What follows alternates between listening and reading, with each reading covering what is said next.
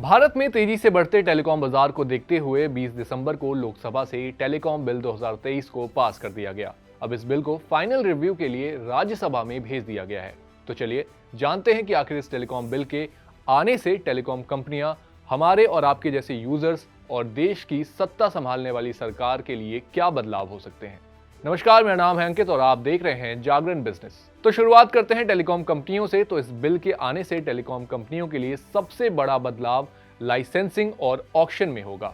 दरअसल बिल के मुताबिक कंपनियों को अब अलग अलग सर्विसेज के लिए अलग अलग लाइसेंस की जरूरत नहीं होगी और उन्हें अब सिर्फ एक ऑथराइजेशन सरकार से लेना होगा। इसके अलावा बिल में सैटेलाइट स्पेक्ट्रम के एडमिनिस्ट्रेटिव एलोकेशन का प्रोविजन है, यानी सैटेलाइट के द्वारा इंटरनेट सर्विसेज प्रोवाइड कराने के लिए अब सरकार बिना ऑक्शन किए ही स्पेक्ट्रम अलॉट कर सकती है। बिल के इस प्रोविजन से इलॉन मस्क की स्टारलिंक जैसी कंपनियों को फायदा हो सकता है, जो भारत में अपनी सेवाएं शुरू करना चाहती हैं। चलिए अब जान लेते हैं कि हमारे और आपके जैसे यूजर्स के लिए इस टेलीकॉम बिल से क्या बदलाव आ सकता है।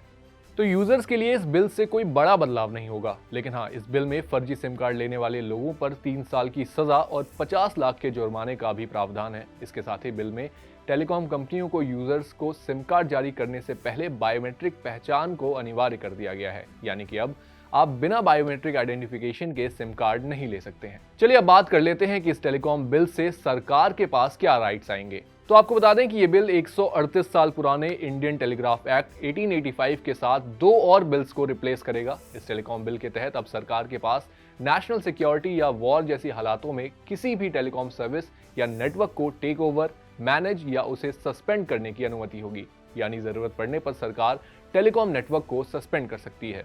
जहां पहले दंगों की स्थिति में मोबाइल कंपनियों को सेवाएं बंद करने के लिए कहा जाता था, वहीं अब सरकार खुद टेलीकॉम कंपनियों का नियंत्रण अपने हाथ में ले सकेगी और टेलीकॉम सेवाओं को बंद या सस्पेंड कर सकेगी।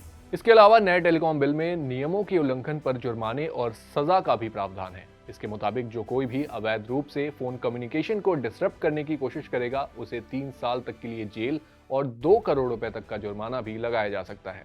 तो ये थे नए टेलीकॉम बिल 2023 के कुछ अहम प्रावधान, जिनका असर टेलीकॉम कंपनियां, यूजर्स और सरकार पर पड़ेगा। आपकी नए टेलीकॉम बिल पर क्या राय है, हमें कमेंट बॉक्स में जरूर बताएं और वीडियो पसंद आई हो तो इसे शेयर करना ना भूलें और देखते रहें जागरण बिजनेस।